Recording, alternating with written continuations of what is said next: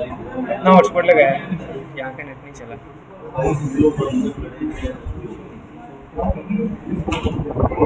अच्छा जी, नेटवर्क का थोड़ा सा प्रॉब्लम था जिसकी वजह से क्लास थोड़ी सी लेट होगी।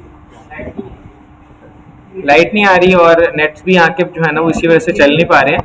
लास्ट वीक हम लोगों ने कहाँ तक अपने सेशन को क्लोज किया था, ऑफ पेड एसईओ की सारी स्ट्रेटेजीज पढ़ ली थी हम लोगों ने, सारी हो गई थी हमारी। आज हम लोगों ने टेक्निकल एसईओ को स्टार्ट करना था, ऐसी है। नहीं, लाइट नहीं आएगी।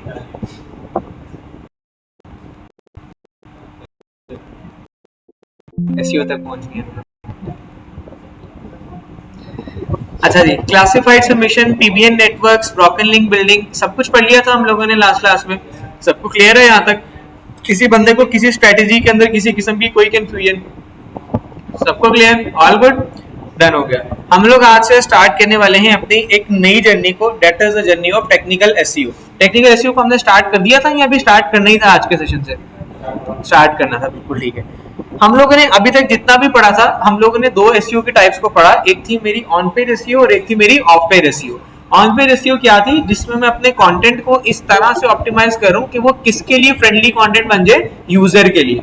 ऑन पेड एसईओ में मैं अपनी ही वेबसाइट के ऊपर रहते हुए वो तमाम काम कर रहा हूं जिससे मेरा तमाम कंटेंट ऑप्टिमाइज हो रहा है, किसके लिहाज से? यूजर फ्रेंडली कंटेंट के लिहाज से। एंड सिमिलरली जब मैं ऑफ पेड एसईओ के ऊपर मूव ऑन किया तो ऑफ पेड एसईओ के अंदर मैं क्या कर रहा था कि ऑफ पेड एसईओ में वो तमाम काम मैं दूसरों की वेबसाइट पे जाके कर रहा था जिससे मेरा जो कंटेंट या मेरी जो वेबसाइट है वो गूगल की नजर में एक अच्छी वेबसाइट कंसीडर होने लग गई। यानी कि यूं समझ लो मैं दूसरों की वेबसाइट से सिफारिश करवा रहा था गूगल को अपनी वेबसाइट के लिए बैकलिंक्स के थ्रू।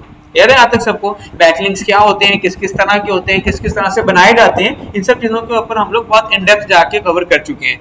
उसके बाद अब नेक्स्ट पार्ट मेरे पास आता है कौन सा? टेक्निकल एसईओ का। टेक्निकल एसईओ एक्चुअल के अंदर एसईओ की वो पार्ट है जिसके अंदर हम लोग गूगल के क्रॉलर के लिए काम करते हैं सारा। यानी कि अब टेक्निकल एसईओ में हम अपनी वेबसाइट पर रहते हुए वो तमाम काम कर रहे होंगे जिससे हमारी वेबसाइट के ऊपर गूगल के क्रॉलर ने जब क्रॉल करने आना है, गूगल के क्रॉलर ने जब हमारी वेबसाइट को सारा स्क्रॉल करने आना है, तो वहां पे वो वेबसाइट हमारी क्रॉलर फ्रेंडली बन सके। वो सारे काम हम किसमें कर रहे होंगे? टेक्निकल एसईओ के अंदर। इसमें हल्की फुल्की टचिंग हमारी कोडिंग से रिलेटेड भी हो रही होगी, इसमें हमारी वेबसाइट की स्पीड से रिलेटेड भी हो रही होगी, इसमें हमारी वेबसाइट की कैशे से रिलेटेड भी हो रही होगी। इन तमाम चीजों को सम अप करते हुए लास्ट में हम लोग अपने टेक्निकल एसईओ को कंप्लीटली वाइंड अप कर रहे होंगे। क्लियर है आज तक सबको? टेक्निकल एसईओ में सबसे पहला पार्ट आता है क्रॉलर फ्रेंडली स्ट्रक्चर का।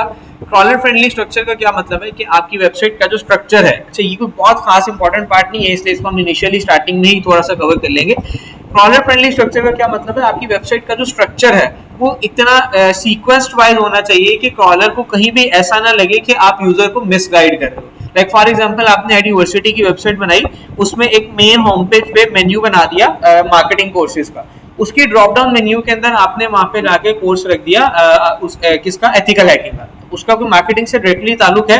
नहीं। आप यूजर को एक्चुअली इस मिसगाइडेड स्ट्रक्चर के साथ क्या कर रहे हो? मिसगाइड कर रहे हो। तो अगर आपका स्ट्रक्चर प्रॉपर्ली डिफाइंड नहीं है, जिसके अंदर आने वाले सब पेजेस या सब हेडिंग्स प्रॉपर्ली डिफाइंड नहीं है, तो वो क्रॉलर की नजर में क्या हो जाएगा? आपके लिए प्रॉपर्ली डिफाइंड स्ट्रक्चर नहीं कंसीडर होगा। एंड जब तक वो प्रॉपर्ली डिफाइंड स्ट्रक्चर कंसीडर नहीं होगा तब तक क्रॉलर की नजर में आपकी वेबसाइट क्रॉलर फ्रेंडली नहीं कंसीडर हो सकती। तो सबसे पहला पार्ट हमारा टेक्निकल एसईओ का क्या आता है कि हमारी वेबसाइट टोटली स्टार्टिंग पॉइंट से लेके लास्ट पॉइंट तक क्या होनी चाहिए? क्रॉलर फ्रेंडली होनी चाहिए। क्लियर है यहाँ तक सबको? नेक्स्ट पार्ट एंड द मजे का पार्ट है कैनोनिकल टैग। कैनोनिकल इशू या कैनोनिकल टैग क्या होता है? Anyone, any idea? वर्डप्रेस पढ़ा हुआ है पहले आप लोगों ने? उसमें शायद पढ़ा होगा। नहीं, मैं आप लोगों को बता देता हूँ।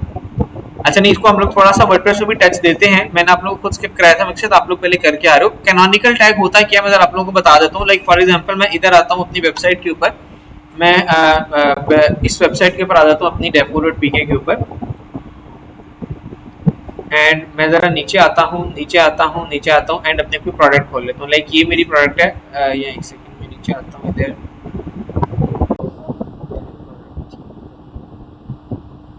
चलो ये एक अपनी प्रोडक्ट खोल लेता हूँ। ये तो आप लोग सब जानते ही हो कि जितने भी यूआरएल्स शो हो रहे होंगे मेरी वेबसाइट के ऊपर, वो हर यूआरएल गूगल के क्रॉलर की नजर में क्या होगा? एक स्पेसिफिक अलग वेब पेज की हैसियत रखता होगा। और एसईओ के अंदर गूगल के क्रॉलर के लिए मेरी पूरी वेबसाइट की कोई वैल्यू नहीं है, वैल्यू एक्चुअली है तो किसकी है, हर अलग अलग वेब पेज की वैल्यू है। हर वेब पेज के लिए मैं अलग अलग काम कर रहा हूँ, प्रॉपर पूरी वेबसाइट के लिए इकट्ठा मैं कहीं पे काम नहीं कर रहा हूँ। अब जरा यहाँ पे आके आप देखना, मैं जरा इसको यहाँ पे आके स्किप करता हूँ एंड यहाँ पे आप देख सकते हो मेरा एक प्रोडक्ट का पेज खुल गया, ठीक है, ये मेरा मेन प्रोडक्ट पेज है। यूआरएल देख रहे हो सब लोग कहाँ तक लिखा हुआ है, ठीक है। मैं जरा यहाँ पे आता हूँ, इस कलर ऑप्शंस के ऊपर क्लिक करता हूँ और मैं कोई कलर खोल लेता हूँ, लाइक ये ब्लैक कलर खोल लेता हूँ। जरा यूआरएल के ऊपर सबने नजर रखनी है। अभी मेरा यूआरएल यहाँ तक आ रहा है एंड यहाँ पे मैं आने लगूँ, सेलेक्ट दिस मॉडल पे क्लिक करने लगूँ एंड यूआरएल चेंज हो गया, यूआरएल चेंज हो गया। नीचे कंटेंट चेंज हुआ है? नहीं, कंटेंट तो बिल्कुल सेम है। तो क्या हो रहा है यहाँ पे, एक मेरा मेन प्रोडक्ट पेज और एक जो मेरे अलग अलग 3 कलर वेरिएंट्स हैं, उन 3 अलग अलग कलर वेरिएंट्स के अलग अलग यूआरएल्स बन गए हैं और हर यूआरएल के ऊपर कंटेंट क्या पड़ा हुआ है, सेम पड़ा हुआ है। इस इशू को एक्चुअली हम लोग क्या कहते हैं, ये मेरा क्या है, कैनोनिकल इशू है। क्यों, क्या मतलब है कैनोनिकल इशू का?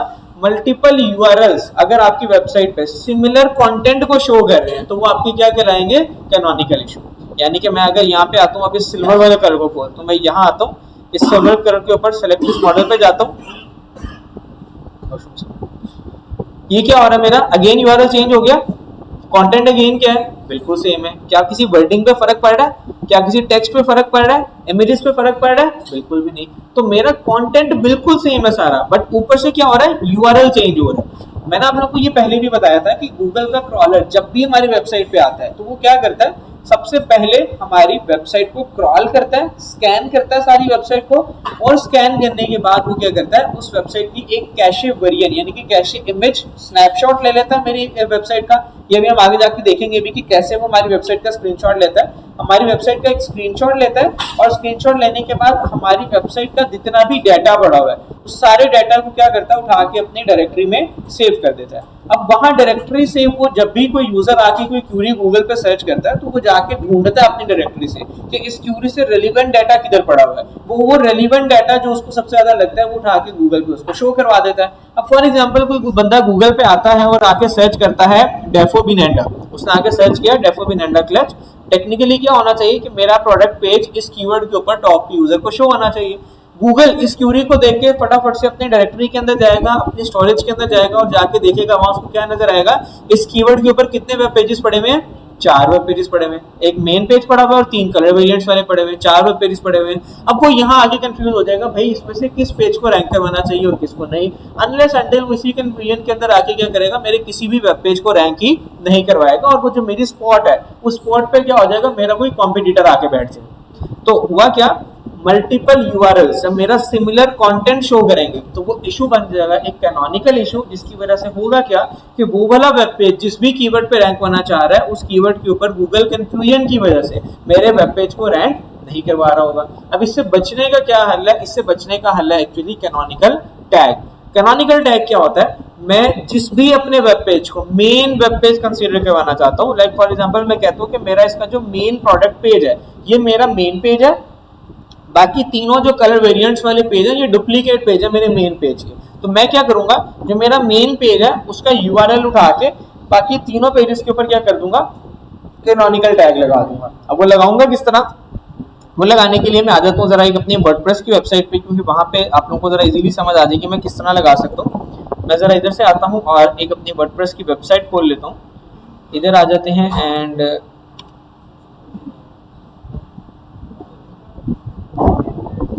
इतनी जल्दी ख्याल आ गया आने का,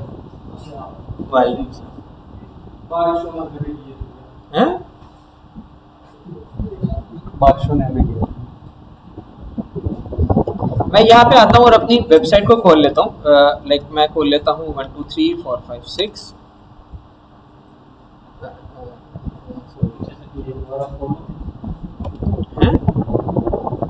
क्या, हाँ खोल लो, सफोकेशन हो रही है।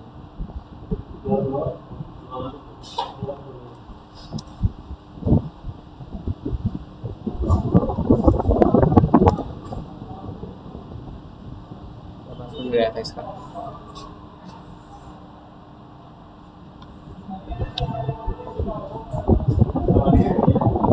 वो ना देख लो आके को पंखा को बंद करवा ये वाला बंद कर नहीं, मसला चलो कर दो कर दो कर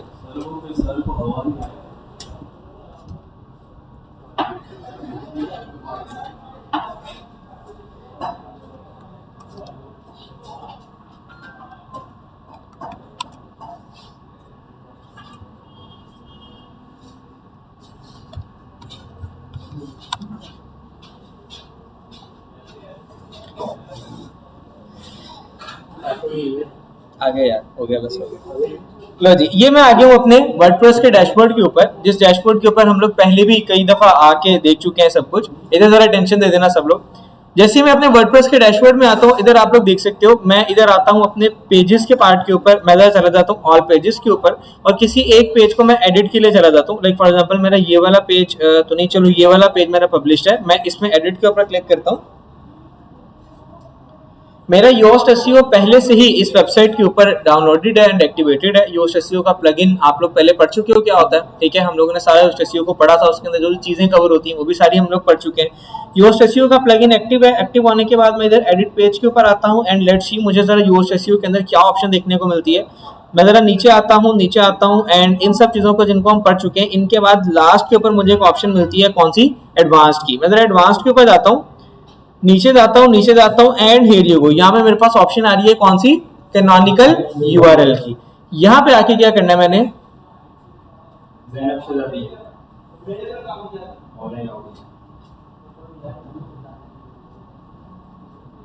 नहीं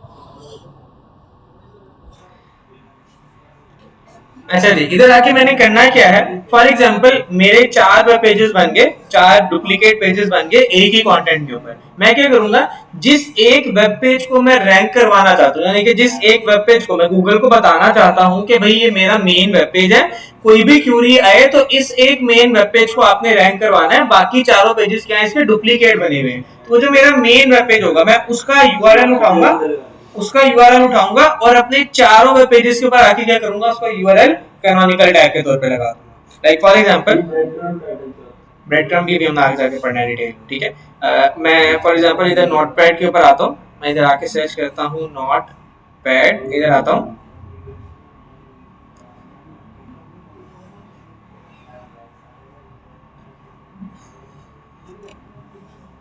अच्छा इधर आता हूँ। फॉर एग्जांपल मेरा एक मेन प्रोडक्ट पेज था, a.com/प्रोडक्ट मेरा मेन वेब पेज था, ठीक है। इसके डुप्लीकेट्स बने हुए थे,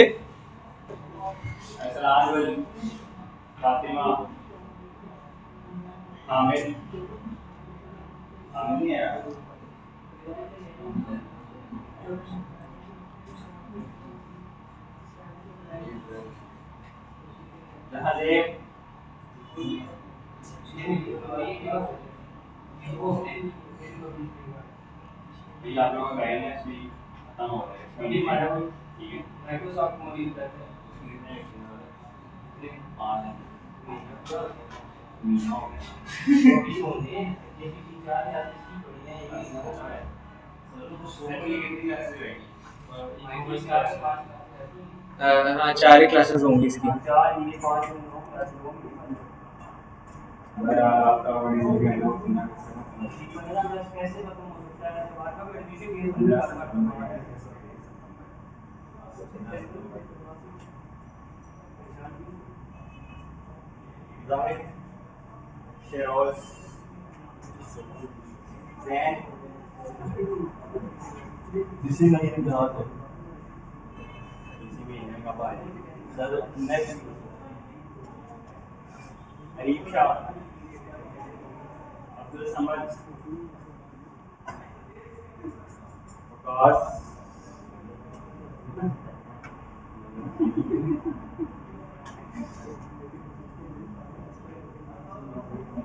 अच्छा जी, मेरा एक मेन प्रोडक्ट पेज बन गया a.com/प्रोडक्ट के नाम से, ठीक है। और 3 लेट से मेरे वेरिएंट पेजेस बन गए a.com/प्रोडक्ट स्लैश फॉर एग्जाम्पल ब्लैक बन गया एक, ठीक है, एक मेरा बन गया a.com slash product slash green बन गया, एक मेरा बन गया a.com slash product slash blue. Example के तौर पे बता रहा हूँ कि मेरे ये तीन अलग अलग जो है ना कलर वेरिएंट्स के पेजेस बन गए और एक मेरा मेन प्रोडक्ट पेज बन गया a.com स्लैश प्रोडक्ट के नाम से। अब कैनोनिकल टैग में मैं क्या करूंगा, इन चारों पेजेस में अलग अलग करके मैं यहाँ a.com प्रोडक्ट का यूआरएल कॉपी करूंगा और इन चारों पेजेस के ऊपर जाके क्या कर दूंगा, इस यूआरएल का कैनोनिकल टैग लगा दूंगा। किसका कैनोनिकल टैग लगाना है, जो मेरा मेन यूआरएल है, मेन पेज है। ये भी याद रखना कि मैंने इस मेन यूआरएल के ऊपर भी इसका अपना कैनोनिकल टैग भी लगाना है। गूगल ये कहता है कि आपके हर वेब पेज के ऊपर आपका कैनोनिकल टैग लाजमी लगा होना चाहिए, ताकि अगर कल को किसी वजह से आपकी उस यूआरएल के ऊपर कोई डुप्लीकेट पेज बनता है तो हमें पता हो कि इसका मेन यूआरएल कौन सा है। अब जो यूआरएल आप इसी का उठा के इसी के पेज पे कैनोनिकल टैग लगा रहे होगे वो इसका क्या कहलाएगा, सेल्फ कैनोनिकलाइजेशन। एंड जो इसका यूआरएल आप इसके डुप्लीकेट पेजेस पे लगा रहे होगे वो क्या कहलाएगा कि इसका ये आप क्या लगा रहे हो, इस वेब पेज के ऊपर कैनोनिकल टैग लगा रहे हो। क्लियर है यहाँ तक सबको, किसी को कोई कंफ्यूजन? ऑल गुड, डन हो गया। तो कैनोनिकल टैग की समझ आ गई सबको। एक ही कंटेंट अगर आपका मल्टीपल यूआरएल्स पे शो हो रहा है तो आपको कैनोनिकल इशू कहलाएगा, और उस कैनोनिकल इशू में गूगल को बताना कि भाई ये मेरा मेन कंटेंट है जिसको आपने गूगल पे रैंक करवाना है, वो कंटेंट वो यूआरएल बताना है एक्चुअल के अंदर क्या कहलाता है, मेरा कैनोनिकल टैग कहला रहा होता है। आपने अगर कैनोनिकल टैग देखना हो किसी वेबसाइट पे लगा हुआ ही नहीं लगा हुआ तो उसका क्या तरीका है, कंट्रोल यू करो, सोर्स कोड में जाओ और कंट्रोल एफ में कैनोनिकल सर्च कर लो। मैं आपको एक दफा कैनोनिकल टैग का सिंटेक्स भी दिखा देता हूँ ताकि आप लोगों को समझ आ जाए। मैं इधर जाता हूँ कैनोनिकल टैग सिंटेक्स और मैं कर देता हूँ एंटर। मैं जरा इमेजेस के ऊपर जाता हूँ एंड हियर यू गो, ये मेरे पास एक आ गया इमेज, मैं इसको खोलता हूँ।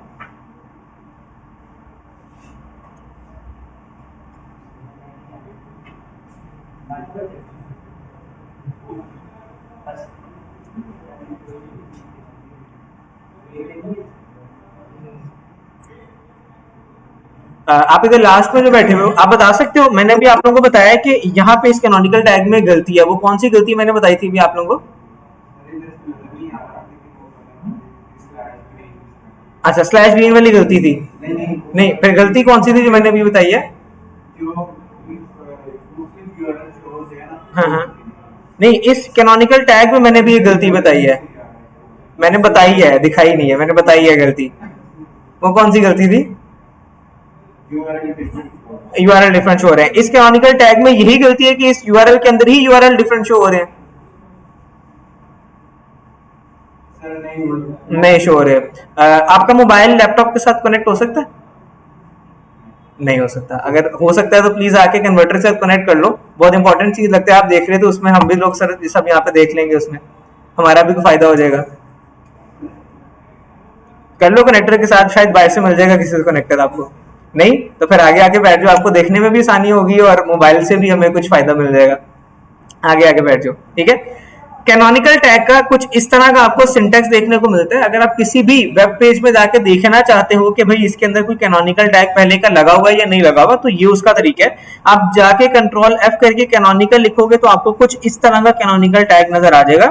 Link relation is equal to canonical, हमने पहले भी पढ़ा था। लिंक को किसी भी यूआरएल को रिलेशन देने के लिए हमेशा रिलेशन का सिंटेक्स यूज किया जाता है। जिस तरह नो फॉलो लिंक्स के अंदर क्या हो रहा था, relation is equal to no follow, याद है सबको? एक सिंटेक्स के अंदर हम ऐड कर रहे थे। बिल्कुल उसी तरह अब यहाँ पे क्या ऐड हो रहा होगा, relation is equal to canonical href और आगे वो वाला लिंक जो कि हमारा क्या बन रहा है, कैनोनिकल टैग बन रहा है। ठीक है, जिस यूआरएल के ऊपर ही मैं उसी यूआरएल का टैग लगा रहा हूँ वो मेरा क्या कहला रहा है, सेल्फ कैनोनिकलाइजेशन। एंड जो दूसरे उसके डुप्लीकेट्स पे जाके लगा रहा हूँ वो क्या कहला रहा है, उसका मेन पेज का कैनोनिकल टैग कहला रहा है। क्लियर है यहाँ तक सबको? किसी को कोई कंफ्यूजन? ऑल गुड, डन हो गया।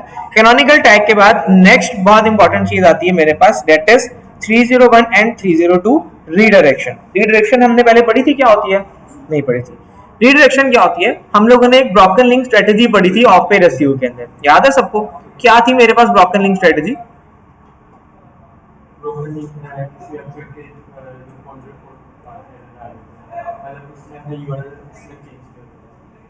ठीक है, तो वो क्या होता है, ब्रोकन लिंक हो जाता है, जितने भी बैकलिंक्स आए होते हैं ब्रोकन होते हैं, बिल्कुल ठीक है। मैं आपको दोबारा बता देता हूँ, हम लोगों ने एक स्ट्रेटेजी पढ़ी थी, लाइक फॉर एग्जांपल अगर मैं आईडिवर्सिटी के वेबसाइट पे काम करूँ, मेरा कोई एक स्पेसिफिक वेब पेज है जिसका मैंने यूआरएल किसी वजह से चेंज कर दिया, मैंने उसका स्लग चेंज कर दिया कि भाई मुझे अब दूसरे कीवर्ड पे रैंक करना है, या किसी भी वजह से मैंने स्लग चेंज कर दिया, उसका यूआरएल चेंज हो गया। यूआरएल चेंज होने की वजह से क्या होगा, उसका पूरे का जो पिछला यूआरएल था जिसके ऊपर बैकलिंक्स जनरेट करवाए हुए थे मैंने, वो तमाम के तमाम बैकलिंक्स क्या हो जाएंगे, ब्रोकन हो जाएंगे। क्यों? क्योंकि मेरा वो वाला वेब पेज एक्चुअल के अंदर अब कहां स्टैंड करेगा, 404 के ऊपर। ये चीज हम लोग पढ़ चुके हैं, हम लोग प्रैक्टिकली देख भी चुके हैं, याद है सबको यहां तक। अब अगर आप बीइंग अ कॉम्पिटिटर देख रहे हो तो आपके लिए तो बहुत बेनिफिशियल चीज है कि आप मेरे ब्रोकन लिंक्स को उठा के यूटिलाइज कर रहे हो अपने बैकलिंक्स बनाने के लिए। बट अगर मैं वेबसाइट ऑनर देखूं, मैं एज एन आईडिवर्सिटी वेबसाइट ऑनर देखूं, तो मेरे लिए तो ये खतरे की घंटी है, ये नहीं है कि मेरे सारे बैकलिंक्स, इतनी मेहनत से बनाए हुए बैकलिंक्स कहां जा रहे हैं, वेस्ट जा रहे हैं सारे। उस चीज को कवर करने के लिए एक्चुअली हमारे पास एक टर्म यूज होती है, दैट इज रीडायरेक्शन। रीडायरेक्शन क्या होती है कि आप मेरे अगर पिछले यूआरएल के ऊपर आ रहे हो जो कि 404 पे स्टैंड कर रहा है, तो मैं उस यूआरएल को रीडायरेक्ट कर दूं अपने नए यूआरएल के ऊपर, ताकि आप आओगे मेरे पिछले यूआरएल पे, बट रीडायरेक्ट होके फौरी कहां पे मूव ऑन कर जाओगे, मेरे नए यूआरएल के ऊपर। इसकी एक और प्रैक्टिकल एग्जांपल है, वो क्या है, जब भी आप लोग डोमेन लेते हो, क्या आप लोगों ने आज तक कभी www.thisdomain.com लिए? आप लोग डायरेक्टली क्या लेते हो, defo.pk, idversity.com, आप लोग तो सिंपली यही डोमेन ले रहे होते हो। तो जब आप गूगल पे आके सर्च करते हो, लाइक चलो मैं आपको अपनी ही डोमेन की एग्जांपल देता हूं, मैं जरा वापस आता हूं, यहाँ पे मैंने डोमेन क्या ली हुई थी, defo.pk, बट अगर मैं इस यूआरएल पे एंटर करता हूँ, यहाँ क्या आ रहा है, https://defo.pk। क्या मैंने ये डोमेन एंटर की थी अभी? नहीं, मैंने तो सिर्फ defo.pk एंटर किया था, तो ये यहाँ पे कहाँ पे आ गया, ये भी रीडायरेक्ट हुआ है। अगर कोई बंदा आके गूगल पे सिर्फ defo.pk सर्च करेगा तो वो रीडायरेक्ट हो जाएगा किस पे, इस यूआरएल के ऊपर। इट इज रीडायरेक्शन, कि आप एक यूआरएल एंटर कर रहे हो और आप रीडायरेक्ट होकर दूसरे यूआरएल के ऊपर जा रहे हो, इट इज रीडायरेक्शन। अब हम लोग इसको अपने लिए किस तरह यूटिलाइज करेंगे, मैं जरा इधर आता हूँ अपनी वेबसाइट के ऊपर, ठीक है, जहां में मैं पहले आया था। मैं जरा वापस आ जाता हूँ अपने डैशबोर्ड के ऊपर, ठीक है, डैशबोर्ड के ऊपर आ जाता हूँ, एंड यहाँ पे मेरे पास था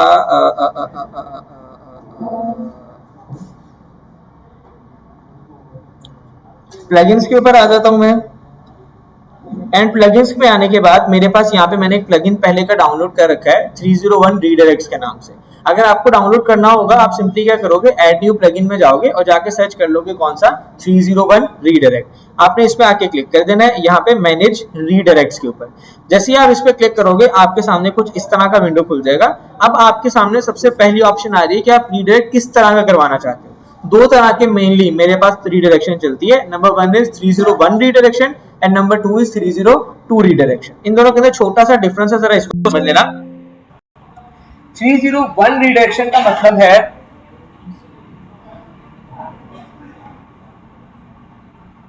चलो जितने चलती है आप लोगों की तो शायद निकल ही जाएगी। 301 रीडायरेक्शन का मतलब है परमानेंटली मूव्ड एंड 302 रीडायरेक्शन का मतलब है टेम्परेरीली मूव्ड। इसको जरा दोबारा समझ लेना। फॉर एग्जाम्पल, मैंने अपनी वेबसाइट के यूआरएल का स्लग चेंज कर दिया, मैंने अपनी वेबसाइट का यूआरएल चेंज कर दिया। अब मेरा पिछला पेज 404 पे स्टैंड कर रहा है, तमाम लिंक्स ब्रोकन हो चुके हैं और अब वो मेरा वेस्ट पड़ा हुआ पेज। मैं क्या करूंगा, 301 रीडायरेक्शन लगाऊंगा, क्योंकि मैं परमानेंटली अब उस पेज को बंद करके नए यूआरएल के ऊपर उस पेज को मूव करना चाह रहा हूं। तो मैं क्या करूंगा, 301 रीडायरेक्शन लगाऊंगा, क्योंकि मैं क्या करूं, परमानेंटली मूव करूं। किसी वजह से फॉर एग्जांपल अगर आपका पेज टेम्परेरीली कोई एडिटिंग आप उसके ऊपर कर रहे हो, आपको उसके अंदर कुछ चेंजिंग करनी है, कुछ इस तरह का काम करना है जिसमें आप थोड़ी देर बाद दोबारा उसी पेज को लाइव कर देने वाले हो, अभी आप सिर्फ टेम्परेरीली उस पेज को बंद कर रहे हो, तो उस टाइम के लिए आप क्या करोगे, 302 रीडायरेक्शन का यूज करोगे, जो कि क्या होगी आपके लिए, टेम्परेरी रीडायरेक्शन। आप टेम्परेरीली लोगों को एक पेज से उठा के दूसरे पेज पे मूव ऑन कर दोगे। अब आप कहोगे सर यहाँ पे परमानेंट और टेम्परेरी से क्या फर्क पड़ता है, गूगल ने तो सिर्फ रीडायरेक्ट ही करवाना है दूसरी जगह पे, तो यहाँ पे क्या फर्क पड़ता है। यहाँ फर्क ये पड़ता है कि जब आप 301 रीडायरेक्शन लगाओगे, यानी कि परमानेंट रीडायरेक्शन लगाओगे, तो उसके अंदर होगा क्या कि आपका जो पिछला वेब पेज था उसकी पेज अथॉरिटी भी पास हो जाएगी कहाँ पे, नए वेब पेज के ऊपर। अगर पहले वाले वेब पेज की पेज अथॉरिटी थी 10, तो वो जो आप नया वेब पेज बनाओगे उसकी पेज अथॉरिटी भी क्या हो जाएगी, 10 हो जाएगी। बट अगर आप लगा रहे हो 302 रीडायरेक्शन, तो उस केस के अंदर आपकी किसी किस्म की कोई पेज अथॉरिटी पास नहीं हो, पास कह लो या इसको यूं समझ लो कि ट्रांसफर हो जाती है आपकी। 301 के केस में आपकी पूरी की पूरी पेज अथॉरिटी क्या हो जाती है, ट्रांसफर हो जाती है नई यूआरएल पे, एंड 302 के केस के अंदर आपकी पेज अथॉरिटी ट्रांसफर नहीं होती है। क्लियर है यहाँ तक सबको? आपसे मेरा एक छोटा सा सवाल है, जो 301 रिडायरेक्शन है उसमें मेरी डोमेन अथॉरिटी भी पास होगी या नहीं होगी? पेज अथॉरिटी तो मेरी पास हो रही है, तो डोमेन अथॉरिटी पास होगी या नहीं होगी 301 के केस के अंदर? नहीं आइडिया? हाँ जी, नहीं होगी। क्यों नहीं होगी?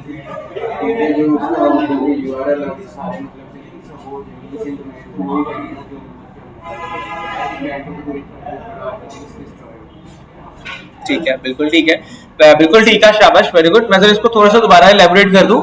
डोमेन अथॉरिटी मैंने आप लोगों को पहले भी बताया था किसी एक स्पेसिफिक वेब पेज की नहीं होती। डोमेन अथॉरिटी मेरी पूरी वेबसाइट की होती है, तो उस वेबसाइट के अंदर ही रहते हुए एक यूआरएल दूसरे यूआरएल में चेंज हो रहा है तो वो डोमेन अथॉरिटी पे इफेक्ट नहीं करेगा। हाँ, वो इफेक्ट करेगा किस चीज पे?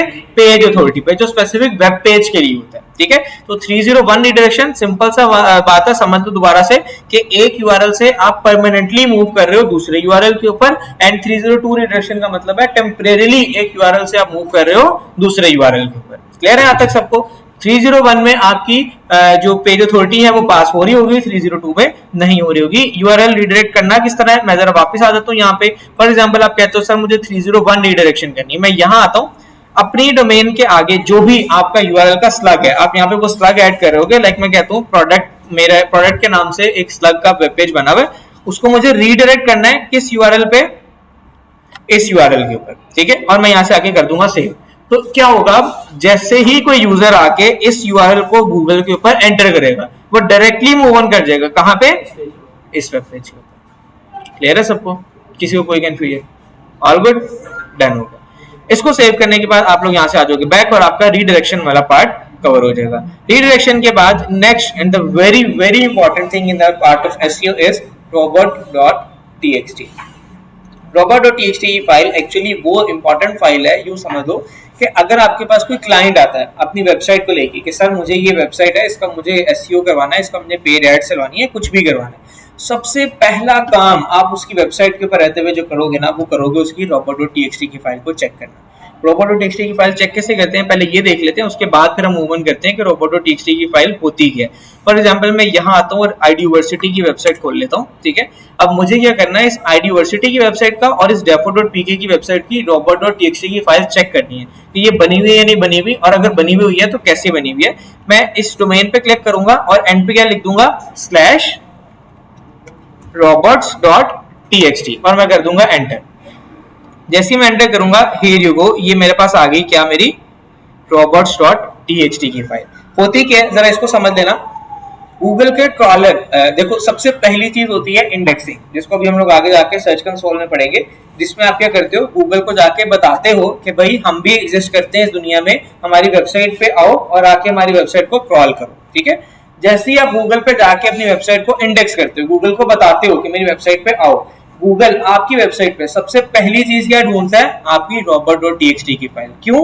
robots.txt फाइल के अंदर आप एक्चुअली बॉट्स के लिए इंस्ट्रक्शंस डाल रहे होते हो कि आपने मेरी वेबसाइट पे अगर आना है तो आके इस वेब पेज को क्रॉल करना है और इस वेब पेज को क्रॉल नहीं करना। ठीक है, आपने इन शॉर्ट यूं समझ लो, robots.txt की फाइल के अंदर क्रॉलर को एक इजाजत देनी है कि भाई आओ मेरी वेबसाइट पे और आके इन वेब पेजेस को क्रॉल करो और इन वेब पेजेस को क्रॉल ना करो। ये मेरा एक्चुअली robot.txt की फाइल होती है। मैं अगर यहाँ पे इस फाइल को समझने की कोशिश करूं तो यहाँ पे लिखा हुआ है सबसे पहले start Yoast blog. Yoast blog क्यों लिखा हुआ है?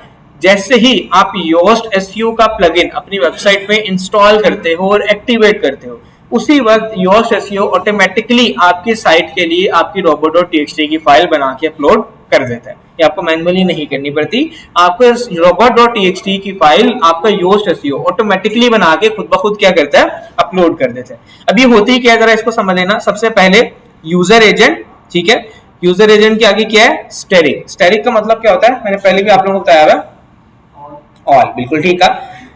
यूजर एजेंट एक्चुअली किसको कहते हैं हम लोग, बॉट्स को। यहाँ पे वो क्या कह रहा है, बॉट्स को बुला रहा है, कौन से बॉट्स को, ऑल, तमाम बॉट्स को। किसी एक सर्च इंजन के बॉट को नहीं बुला रहा, ये किसको बुला रहा है, तमाम सर्च इंजन के बॉट्स को बुला रहा है। अगर यहाँ पे सिर्फ गूगल के बॉट्स को बुलाना होता तो हम क्या लिख देते, गूगल बॉट्स।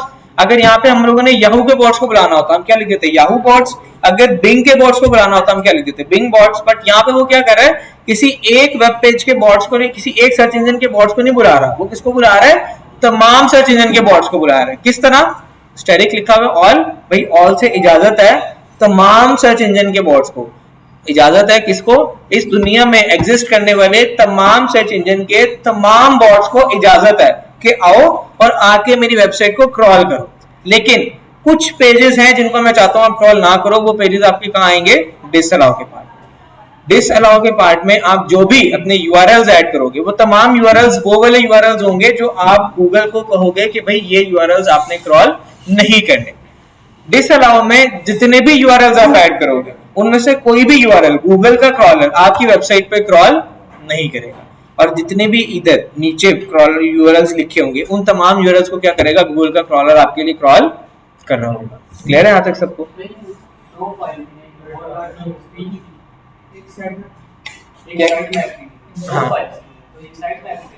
साइट में मैं आपको बताता हूँ कैसे होती है। एक सेकंड सिर्फ पंखा चला लें।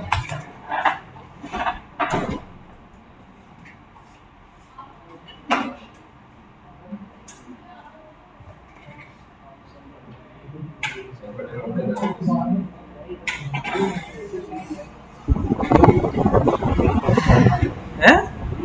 क्या चीज? हाँ जी आगे मैं लैपटॉप में।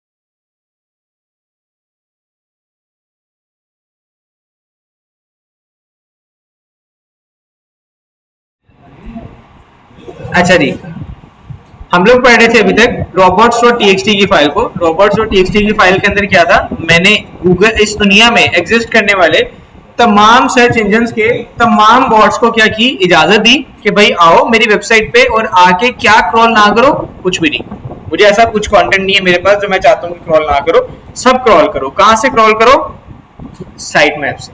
साइट मैप क्या होता है, मैं जरा एक और वेबसाइट टैब खोलता हूँ, idiversity.com/sitemap.xml और मैं एंटर कर देता हूँ।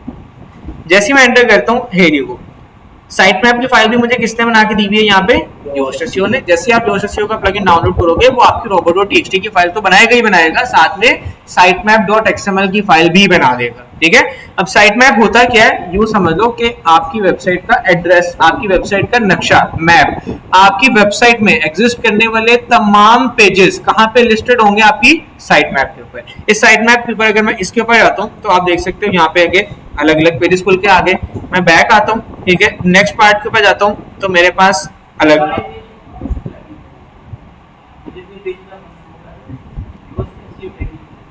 ये पेजेस योस्ट एसईओ नहीं बनाएगा, ये पेजेस यहाँ पे लिस्ट योस्ट एसईओ करेगा साइट मैप के अंदर। हाँ ये पेजेस हम नहीं बनाएंगे, बट हमारी वेबसाइट में बनने वाले सारे पेजेस को उठा के वो लगा देगा साइट मैप के अंदर। ठीक है, यहाँ पे मैं आता हूँ, जरा वापस आता हूँ, ये आप देख सकते हो ये जितने भी पेजेस मेरे बने हुए हैं वो तमाम पेजेस उसने क्या किया, यहाँ उठा के मेरे साइट मैप के अंदर लगा दिए। तो साइट मैप इन शॉर्ट क्या है, मेरी वेबसाइट का पूरा मैप है जिसके अंदर मेरी वेबसाइट का सारा एड्रेस मेंशन्ड है कि भाई मेरी वेबसाइट में यहाँ पे ये चीज पड़ी हुई है, ये पेजेस पड़े हुए हैं, भाई जाओ और जाके मेरे इस स्पेसिफिक वेब पेज को क्या करो, क्रॉल करके आओ। ठीक है, ये मेरा साइट मैप होता है जो गूगल के क्रॉलर को रास्ता बताता है कि ये मेरे पेजेस है। अब होता क्या है, जैसे ही आपने जाके इंडेक्स किया, क्रॉलर आपकी वेबसाइट पे आके सबसे पहले कौन सी फाइल ढूंढेगा, robot.txt। वहां पे आके क्या करेगा, इंस्ट्रक्शंस देखेगा कि मुझे कहां पे कौन सा पेज क्रॉल करना है और कौन सा क्रॉल नहीं करना। आपने robot.txt में बता दिया कि भाई कोई ऐसा पेज नहीं है जो मुझे क्रॉलिंग से रोकना है, मेरा पूरे का पूरा साइट मैप क्रॉल कर लो। वो क्या करेगा, मैं आपको एडिट का भी बता दूं, पहले मैं बता दूं ये इसका मकसद क्या है, फिर मैं आपको एडिटिंग के ऊपर भी ले आता हूं। ठीक है, आप क्या करोगे, गूगल के क्रॉलर को कह रहे हो कि भाई कोई ऐसा पेज नहीं है जो मुझे क्रॉलिंग से रोकना है, मुझे सारे पेजेस को क्रॉल करवाना है। तो गूगल का क्रॉलर क्या करेगा, आपके पूरे के पूरे साइट मैप को क्या करेगा, क्रॉल करना शुरू कर देगा। अब साइट मैप आपका क्या है, ये साइट मैप है, इसके अंदर आपके तमाम क्या पड़े हुए हैं, एड्रेसेस पड़े हुए हैं, तमाम वेबसाइट के पेजेस लिस्टेड पड़े हुए हैं। ठीक है, अब आप कहते हो सर इसको मैं एडिट कैसे कर सकता हूँ, मैं जरा उसके लिए आपको पहले अपनी वेबसाइट का robot.txt की फाइल दिखा देता हूँ। मैं जरा इधर आता हूँ, XML फाइल की टाइप है XML, TXT भी फाइल की टाइप है एंड XML भी फाइल की टाइप है। ठीक है,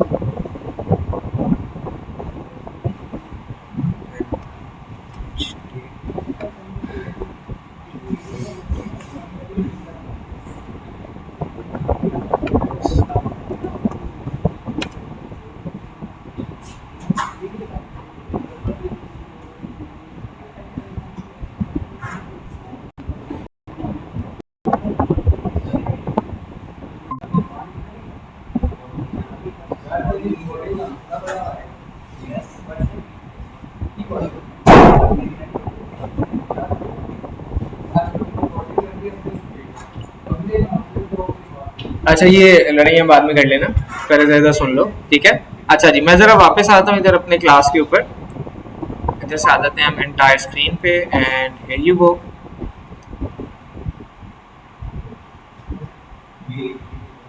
और मैं इधर आप लोगों को दिखा रहा था अपनी वेबसाइट की robot.txt की फाइल। मैं इधर आता हूँ एंड एंटर करता हूँ robots.txt और मैं कर देता हूँ एंटर। आपको जो यहाँ पे ये छोटी सी एक robot.txt की फाइल नजर आ रही थी, आप कहते हैं ये तो भलवा है, ये तो बच्चा है यार, क्या बच्चों वाली चीज हमें सिखा रहे हैं। वही चीज जब मैं आपको अपने ई कॉमर्स वेबसाइट पे लेके आता हूँ तो दिस, ये सारी क्या है मेरी robot.txt की फाइल है। और ये robot.txt की फाइल किधर से आई है, मैं जरा आपको एक एक करके चलो जरा स्टार्टिंग से समझाना शुरू करता हूँ। सबसे पहले तो ये मैंने बनाई कैसे है, शॉपिफाई के थ्रू बनाई कैसे है, बनाया क्या है, मकसद क्या है, यूजर एजेंट। सबसे पहले इसको बुला रहा हूँ मैं ऑल, गूगल इस दुनिया में एग्जिस्ट करने वाले तमाम सर्च इंजन के तमाम बोर्ड्स को मैं क्या कर रहा हूँ, बुला रहा हूँ, इजाजत दे रहा हूँ, आओ मेरी वेबसाइट पे आके क्या करो, जितने भी वेब पेजेस डिसअलाउ के अंदर पड़े हुए हैं इन वेब पेजेस को क्रॉल ना करो, इनको भाई किसी सूरत में भी क्रॉल नहीं करना। और क्रॉल नहीं करना तो एक्चुअल में क्रॉल करना किसको है, इसको, जो क्या है मेरा साइट मैप। साइट मैप को क्रॉल करो, जाके मेरे पूरे साइट मैप को देखो, बट इस साइट मैप में एग्जिस्ट करने वाले ये जो पेजेस हैं, ये जो ऊपर जितने भी पेजेस हैं, इन पेजेस को भाई आपने नहीं छेड़ना, इन पेजेस को क्रॉल नहीं करना, बाकी मेरे तमाम पेजेस को क्रॉल करो। अब क्यों नहीं क्रॉल करना, इसकी मल्टीपल वजूहत होती हैं। ठीक है, एक सिंपल सी दो बेसिक वजूहत हैं जिनको हम लोग डिस्कस करते हैं नॉर्मली। मेरे पास एक्चुअली एक चीज ही होती है जिसको हम लोग कहते हैं क्रॉल बजट। क्रॉल बजट क्या होता है, गूगल का क्रॉलर जब भी आपकी वेबसाइट पे आता है तो वो हर वेबसाइट के लिए एक स्पेसिफिक क्रॉल बजट लेके आता है। गूगल देखो, क्रॉलर कोई ह्यूमन तो है नहीं, क्रॉलर क्या है एक्चुअल के अंदर, क्रॉलर एक एक्चुअल के अंदर क्या है, आपकी वेबसाइट पे आने वाला एक बॉट है, एक एआई मेड मशीन है जो आपकी वेबसाइट पे आती है और आके वेबसाइट को स्कैन करती है। तो गूगल जब भी आपकी वेबसाइट पे अपने क्रॉलर को या अपने बोर्ड को भेजता है तो वो क्या करता है, उसको एक टाइम दे के भेजता है कि भाई ये 100 पेजेस की वेबसाइट है, इस वेबसाइट पे जाके आपने 2 मिनट में 10 पेजेस को क्रॉल करना है और वापस आ जाए। ठीक है, हर वेबसाइट के लिए अलग अलग किस्म का क्रॉलिंग टाइम होता है, क्रॉलिंग बजट होता है जो गूगल अपने क्रॉलर्स को अलॉट करके भेजता है वेबसाइट के ऊपर। ठीक है, फॉर एग्जांपल गूगल का क्रॉलर मेरी वेबसाइट पे आया और आके उसने टाइम दे दिया इसको 20 मिनट्स पर 100 पेजेस का। गूगल के क्रॉलर ने क्रॉल करना शुरू किया, 20 मिनट्स पूरे हो गए और वो मेरे कुछ मेन वेब पेजेस क्रॉल ना कर पाया और छोड़ के वैसे ही वापस चला गया। नुकसान किसका हुआ, मेरा या गूगल का? मेरा नुकसान हुआ। उससे बचने के लिए मैं क्या करूंगा, मेरे जितने भी ऐसे पेजेस हैं जो मेरे लिए इंपॉर्टेंट नहीं है, जितने भी ऐसे पेजेस हैं जो मैं चाहता हूं कि अगर इंडेक्स नहीं भी होते हैं, गूगल पे रैंक नहीं भी करते हैं, तो मुझे कोई फर्क नहीं पड़ता, बल्कि अच्छा रैंक ना करें, मेरे मेन पेजेस ही बस रैंक करें, कुछ अजीबोगरीब किस्म के जो पेजेस है वो रैंक ना करें, तो उस केस के अंदर मैं क्या करूंगा, उन सबको आके robot.txt से डिसअलाउ कर दूंगा, ताकि उन पेजेस तक गूगल का क्रॉलर जाए ही ना, और मेरे गूगल पे कौन से पेजेस रैंक हो जो कि मेरे सिर्फ मेन वेब पेजेस हैं। ठीक है, फॉर एग्जांपल एक और एग्जांपल से समझते हैं दूसरे सेंस में। आप लोगों का वर्डप्रेस डैशबोर्ड को एक्सेस करने का यूआरएल क्या था, wp-admin आपका डोमेन /wp-admin। अब अगर बिलफर्ज आपका ये वाला यूआरएल गूगल पे नंबर 1 पे रैंक कर जाता है, आपको क्या उसका कोई बेनिफिट होगा, बल्कि नुकसान होगा। क्या, आपकी वेबसाइट को एक्सेस करने वाला जो डैशबोर्ड है वही गूगल पे रैंक करेगा, यानी कि हर यूजर की एक्सेस में आ गया। तो उसको बचाने के लिए क्या मैं ये कर सकता हूँ, डिसअलाउ में आऊं और wp-admin का यूआरएल डाल दूं, भाई गूगल इसके ऊपर टाइम जाया ना करो, इसको क्रॉल ना करो, मुझे ये रैंक ही नहीं करवाना, मैं क्या करूंगा, डिसअलाउ में डाल दूंगा। सिमिलरली जब आप किसी बिजनेस वेबसाइट में जाते हो या आप किसी ब्लॉगिंग वेबसाइट में जाते हो, तो आपके वेब पेजेस थोड़े से कम बनते हैं, तो उस केस के अंदर तो आपका चलता है कि यार ठीक है, आप कहते हो भाई जब मेरा कम पेजेस है, मैं सिंपल सा robot.txt की फाइल रखता हूँ, मेरा चलेगा। पर जब आप जाते हो अपने इस ई कॉमर्स की वेबसाइट के अंदर, ई कॉमर्स के अंदर भाई थाउजेंड्स ऑफ पेजेस होते हैं। अब मेरी वेबसाइट क्या है, एक नॉर्मल सी वेबसाइट है, छोटी सी वेबसाइट है, मैं आपको दोबारा दिखा देता हूँ। ये एक शॉपिफाई में बनी हुई छोटी सी वेबसाइट है, नॉर्मल सी, आम सी। इसमें कितने पेजेस होंगे आपके ख्याल में, कितने होंगे, 50 प्लस होंगे, ठीक है, हाँ जी, कितने पेजेस होंगे,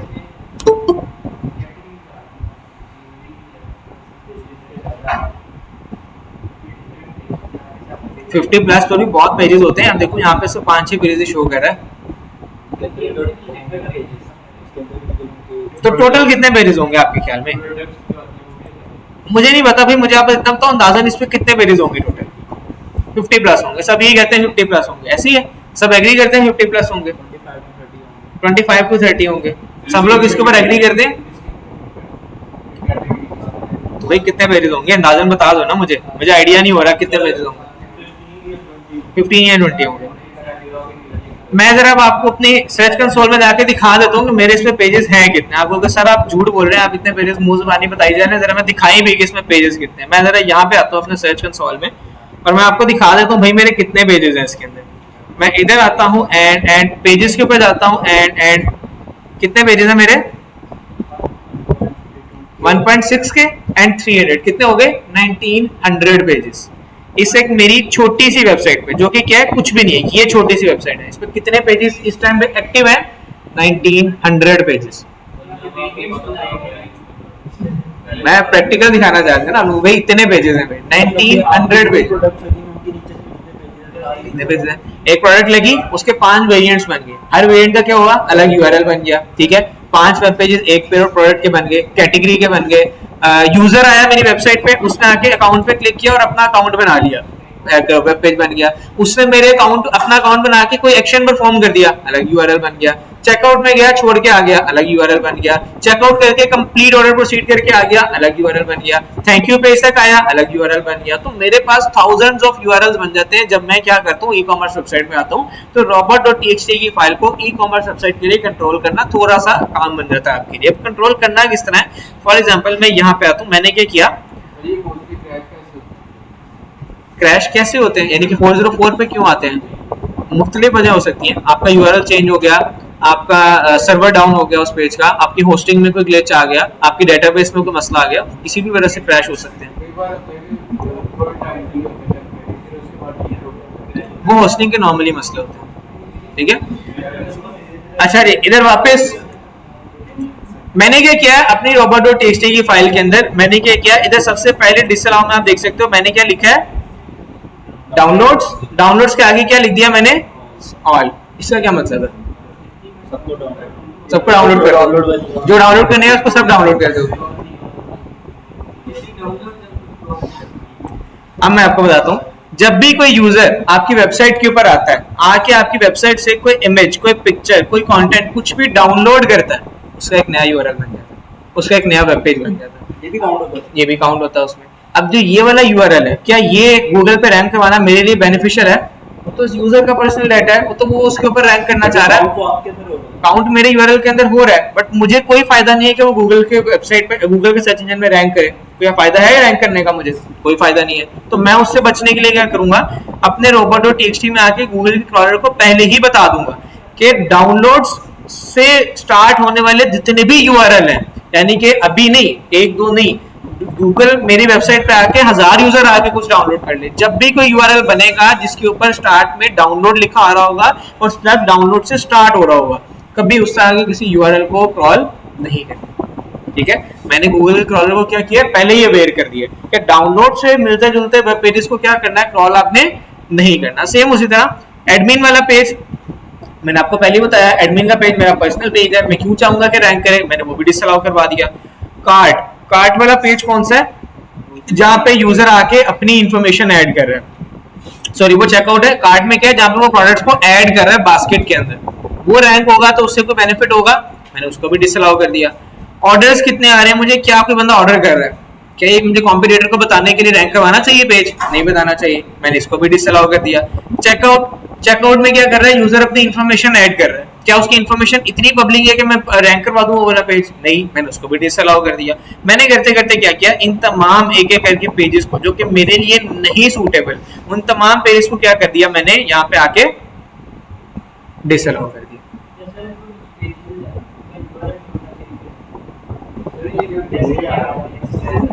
क्रॉल डिले वो मैं आपको बताता हूँ,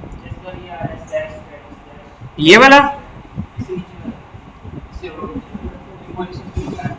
वाला यूआरएल, अच्छा ये जो है ना, ये एक्चुअली कुछ कोडिंग से रिलेटेड यूआरएल है। ठीक है, ये डायरेक्टली यूजर से रिलेटेड नहीं है, कुछ कोडिंग से रिलेटेड, यूं समझ लो कि कोडिंग के अंदर कुछ वेब पेजेस एक्स्ट्रा बनाने पड़ते हैं जिनके इस तरह के कुछ स्लग्स होते हैं जो कि हमारे टेक्निकल एसईओ के कुछ डिटेल इन डेप्थ कोडिंग का पार्ट बन जाते हैं। ठीक है, तो ये उनको कवर करने के लिए यहाँ पे किया गया। इन वेब पेजेस का यूजर एक्सपीरियंस से कोई ताल्लुक नहीं है, इन वेब पेजेस का डायरेक्ट ताल्लुक होता है गूगल के क्रॉलर से।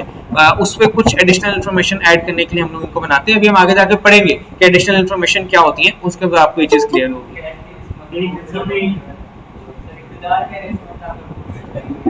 नहीं अभी है, कुछ टाइम है मेरे साथ, अभी इसमें हो जाएगा।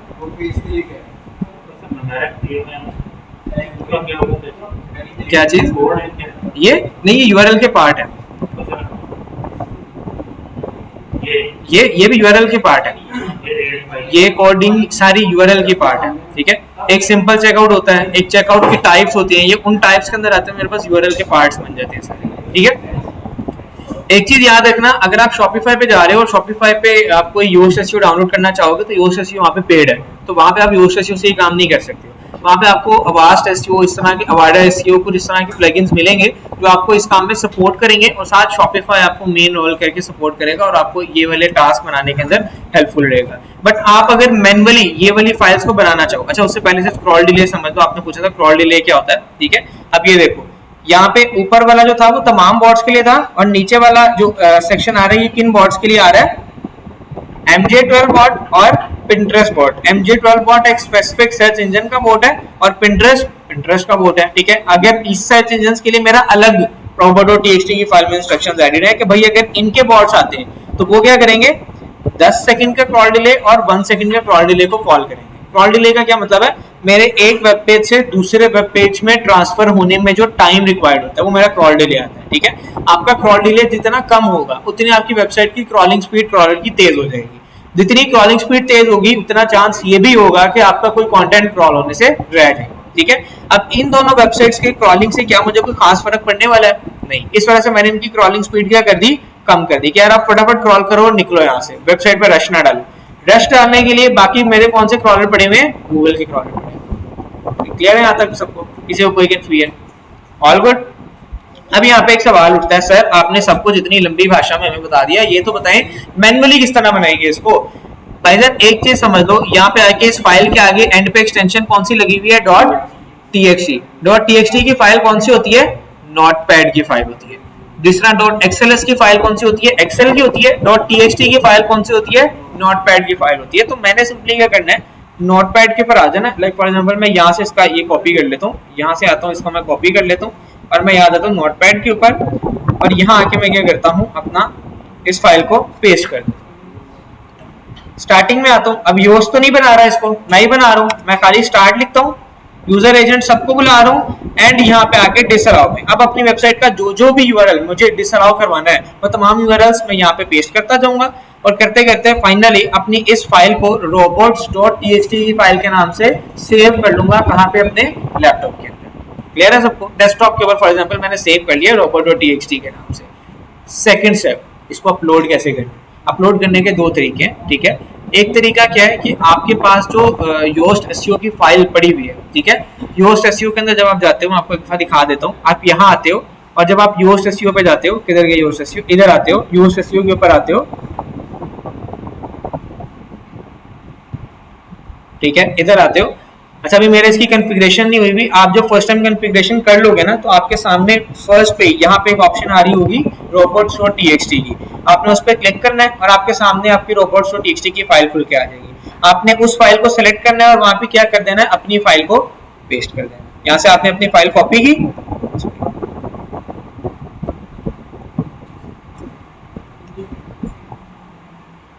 चली गई, ये आ गई। आपने यहाँ से अपनी फाइल कॉपी की, फॉर एग्जांपल आप कहते हो सर ये मेरी फाइल थी, ये यहाँ तक, आपने इस फाइल को कॉपी किया और कॉपी करके वहां जो फाइल पड़ी हुई है पहले की, उस फाइल को सेलेक्ट ऑल करके बैकस्पेस किया और अपनी फाइल को क्या कर दिया, वहां पे पेस्ट कर दिया, ठीक है। सेकंड ऑप्शन, ये तो हो गया भाई वर्डप्रेस का तरीका, वर्डप्रेस पे वेबसाइट है तो ये काम हो जाएगा। वर्डप्रेस के अलावा अगर हम जा रहे हैं, योस्ट एसईओ के अलावा अपलोड करना चाह रहे हैं, तो क्या तरीका है? उस काम के अंदर मैं क्या करूंगा, मैं जाऊंगा अपने रूट फोल्डर के अंदर। जैम के ऊपर सबने काम किया हुआ है, जैम के ऊपर एक फोल्डर था जिसके ऊपर हमने काम किया था, जिसका नाम था htdocs। याद है सबको htdocs folder? htdocs folder jam के लिए क्या था, हमारा रूट फोल्डर था, जिसके अंदर मेरी सारी डायरेक्टरीज पड़ी हुई थी। बिल्कुल उसी तरह मेरी हर होस्टिंग के अंदर एक मेरा रूट फोल्डर होता है, जिसके अंदर मैं अपना तमाम यूआरएल डाटा इस तरह का जाके अपलोड करता हूँ। मैं क्या करूंगा, आपने सिंपली अपनी होस्टिंग में जाना है, ठीक है, होस्टिंग से आपने अपना सी पैनल की एक्सेस लेनी है। सी पैनल के जैसे आप एक्सेस लोगे, लॉगिन करोगे, आपको सामने ही एक फोल्डर देखने को मिल जाएगा रूट फोल्डर के नाम से। कुछ होस्टिंग जिस तरह होस्टिंगर वगैरह है, वो सी पैनल के बगैर ही आपको डायरेक्ट रूट फोल्डर में जाने की इजाजत देती है। किस तरह? होस्टिंगर की होस्टिंग में आपको एक ऑप्शन मिलती है फाइल मैनेजर की, शायद कभी देखी हो किसी ने, ठीक है। फाइल मैनेजर के ऊपर आप जैसे ही जाओगे आपको एक ऑप्शन आ जाएगी रूट फोल्डर की, आपने रूट फोल्डर में जाना है और फाइल वहां पे अपलोड कर देनी है। कौन सी? साइट मैप.xml, सॉरी robot.txt की, और आपकी robot.txt की फाइल वहां पे क्या हो जाएगी, अपलोड हो जाएगी। क्लियर है यहाँ तक सबको? किसी को कोई कंफ्यूजन?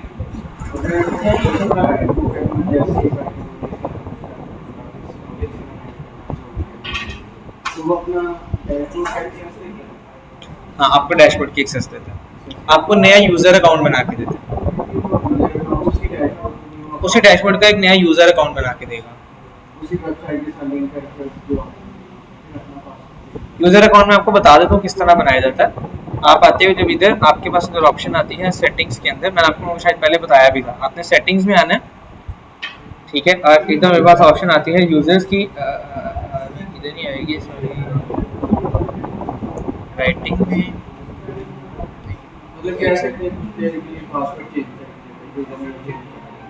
नहीं, पासवर्ड चेंज करना एक्चुअल के अंदर इसका हल नहीं होता, इसका हल यूजर्स ऐड करना होता है। मैं देख लेता हूँ,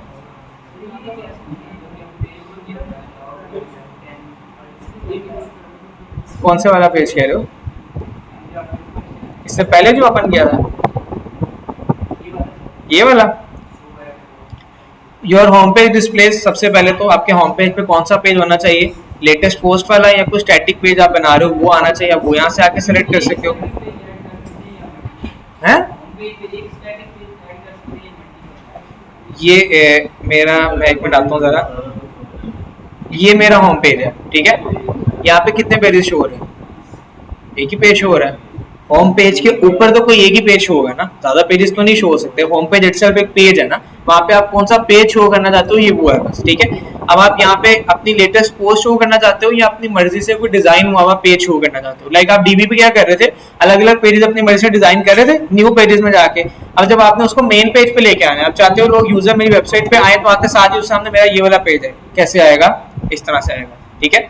यहाँ पे आके आप, किधर गया, यहाँ पे आके आप उसको होम पेज पे वो वाला पेज सेलेक्ट करोगे जो आपने न्यू डिजाइन किया, और आपके होम पेज की जगह पे वो वाला पेज आना शुरू हो जाएगा। क्लियर है यहाँ तक? अब आपकी जितनी पोस्ट है, आप चाहते हो कि भाई आपने देखा होगा टॉप पे कुछ पोस्ट आ रही होती है, उसके बाद शो मोर की ऑप्शन आती है या नेक्स्ट पेज की ऑप्शन आती है, वो वाली चीजें आप यहाँ से कंट्रोल कर सकते हो कि एक पेज पे आप कितनी पोस्ट शो करना चाहते हो, कितने ब्लॉग शो करना चाहते हो, उसके बाद शो मोर या नेक्स्ट पेज की ऑप्शन आ जाए। ठीक है, यहीं पे एक ऑप्शन होती है मेरे पास यूजर्स की भी। ठीक है, मैं इधर से आके देखता हूँ, आई गेस शायद यहाँ से आ जाएगी, सेटिंग आ गई, ये आ गई, ऑल यूजर्स की ऑप्शन आ गई। ऑल यूजर्स में जाते हैं, हेयर ये ऑप्शन है मेरे पास यूजर्स की। ठीक है, यहाँ से अगर आपने किसी को एक्सेस देनी है, आप ऐड न्यू यूजर पे जाओगे। ठीक है, जैसे आपने ऐड न्यू यूजर पे जाना है, आपने सारी अपनी डिटेल्स ऐड करनी है और उसको कौन सा रोल देना है। अगर आप सिर्फ एसईओ करवाना चाहते हो, ये मेरे पास एसईओ के भी कुछ रोल्स हैं। ठीक है, सिर्फ प्रोडक्ट लिस्टिंग करवाना चाहते हो, शॉप मैनेजर के कुछ रोल्स हैं। ठीक है, कस्टमर के एक्सेस देना चाहते हो, उसके भी रोल्स हैं। ठीक है, अगर आप फुल एक्सेस देना चाहते हो, भाई तो जो मर्जी कर तू आ जा बस एक बार, तो ये एडमिनिस्ट्रेटर का रोल है जो कि आपको भी उड़ा सकता है आपकी वेबसाइट से। ठीक है, तो एडमिनिस्ट्रेटर का रोल कभी किसी को नहीं देना, ये कुछ भी कर सकता है आपकी वेबसाइट पर। इस अकाउंट का जो आप नया यूजर ऐड कर रहे हो ना, इस यूजर का पासवर्ड आप दोगे, मेन यूजर का नहीं दोगे आप नया यूजर पूरा जनरेट कर दोगे, उसके पास एक्सेस ही लिमिटेड होगी। जो काम आप अपने डैशबोर्ड पर रहते हुए कर रहे हो, उसकी एक्सेस का उससे कोई ताल्लुक नहीं है। जो आप न्यू यूजर जनरेट कर रहे हो, उससे पिछला यूजर शो नहीं होगा, उसके सामने सिर्फ उसका डैशबोर्ड शो होगा जो उसका नए यूजर का डैशबोर्ड है। ठीक है, जो अगर आप उसको एडमिन की एक्सेस दे रहे हो, एडमिनिस्ट्रेटर की, तो वो कर सकता है, वो कुछ भी कर सकता है, आपको भी उड़ा सकता है, नए यूजर्स को भी ऐड कर सकता है। अगर आप कोई और एक्सेस दे रहे हो, लाइक एडिटर की दे रहे हो, उसमें वो नया यूजर ऐड नहीं कर सकता, ना आपको उड़ा सकता है। ठीक है, तो इसलिए ख्याल रखना है, कभी भी एडमिन की एक्सेस किसी को नहीं देनी आपको। क्लियर है यहाँ तक सबको? किसी को कोई कंफ्यूजन? डन हो गया। रोबोट्स और टीएक्सटी की फाइल के अंदर किसी को कोई confusion? All good. Site map भी बना सकते हैं। साइट मैप बनाने का जो तरीका है वो थोड़ा सा चेंज है। ठीक है, अभी हमारे पास दो तरह के साइट मैप्स होते हैं। ठीक है, एक साइट मैप डॉट एक्सएमएल होता है और एक साइट मैप डॉट एचटीएमएल होता है। दोनों के अलग अलग बनाने के तरीके हैं। अभी हमारा टाइम ऑलमोस्ट कवर हो गया, तो कल इंशाल्लाह हम लोग डिस्कस करेंगे इन दोनों में फर्क और इन दोनों को बनाने का तरीका। शॉपिफाई पे नेक्स्ट वीक करेंगे, क्योंकि इस वीक मैं चाह रहा हूँ आप लोगों का टेक्निकल एसईओ कंप्लीट करवा दूं। ठीक है, अभी हमारा ये सारा कुछ रहता है, याद है ये सारा कुछ कवर होना है, फिर गूगल एड्स होनी है, उसके बाद फिर आप लोगों का शॉपिफाई होगा, शॉपिफाई के बाद फिर आप लोगों का माइक्रोसॉफ्ट मैं नहीं करवाऊंगा, वो आप लोगों को दूसरे, हाँ वो आप लोगों को दूसरे सेक्टर करवाएंगे। मैं